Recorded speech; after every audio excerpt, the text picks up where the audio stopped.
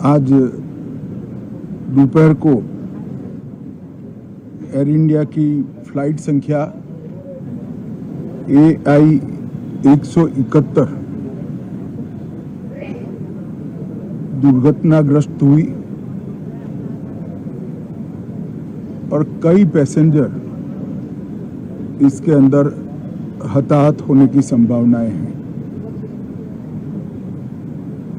इस घटना से पूरा देश क्षुब्ध है और पूरा देश एक साथ पूर्ण संवेदनाओं के साथ ये जो दुर्भाग्यपूर्ण हादसे में पैसेंजर हताहत हुए हैं, इनके परिजनों के साथ खड़ा है। सबसे पहले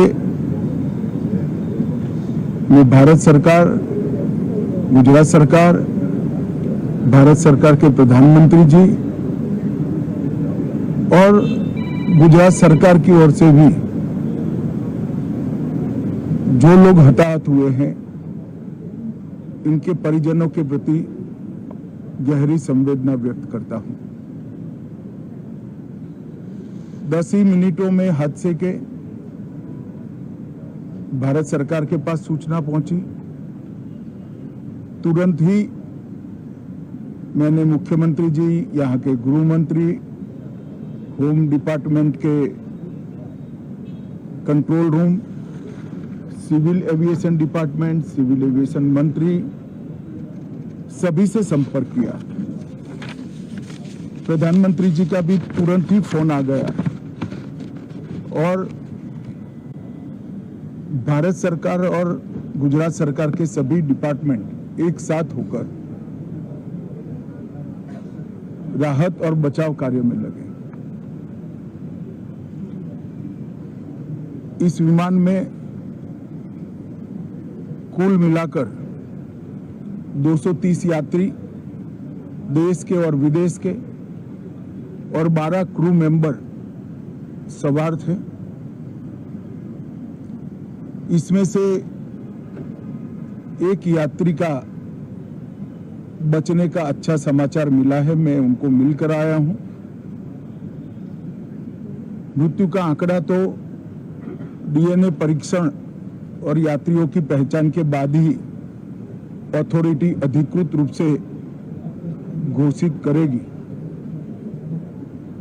मगर जो यात्री बचा है उसको मैं मिलकर आया हूं। घटना के तुरंत बाद गुजरात सरकार ने बहुत त्वरा से डिजास्टर मैनेजमेंट की सारी इकाइयों को अलर्ट करते हुए, चाहे हेल्थ डिपार्टमेंट हो, चाहे फायर ब्रिगेड हो, चाहे पुलिस विभाग हो, भारत सरकार की भी CAPF को संपर्क कर सभी ने एक साथ मिलकर राहत और बचाव का कार्य चालू किया।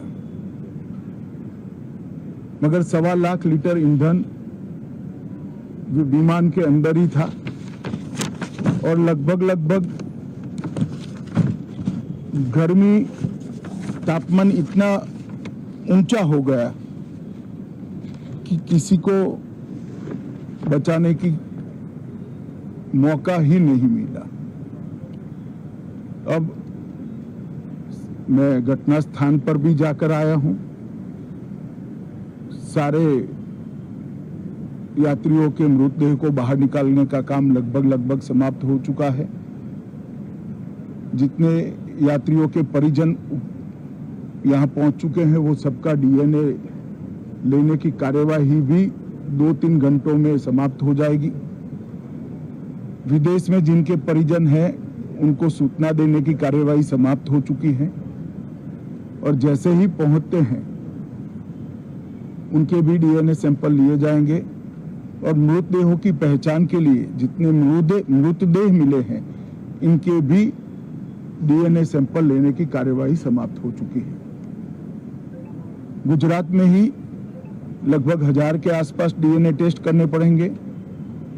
ये सभी टेस्ट करने की क्षमता गुजरात में विकसित है तो डीएनए टेस्टिंग के लिए कहीं गुजरात के बाहर जाने की जरूरत नहीं पड़ेगी। गुजरात की एफएसएल और नेशनल फॉरेंसिक साइंस यूनिवर्सिटी दोनों मिलकर कम से कम समय में डीएनए का परीक्षण पूरा करने के बाद परिवारजनों को अपना मृतदेह परिजन का मृतदेह सौंपने का काम करेंगे। उनके रहने की सुविधा, उनकी सांत्वना की सुविधा, जिनको मेडिकल प्रॉब्लम ट्रॉमा के कारण हुए इनकी मेडिकल की सुविधा, ये सारी व्यवस्था बहुत सुचारू रूप से हो चुकी है। अभी रिव्यू मीटिंग में सारी व्यवस्थाओं को हम सब मंत्रियों ने साथ में मिलकर देखा है। एविएशन डिपार्टमेंट ने अपनी जांच शुरू कर दी है और जांच तेजी से आगे बढ़े इसके लिए भी एविएशन मंत्री जी ने सूचनाएं दी है। मैं फिर से एक बार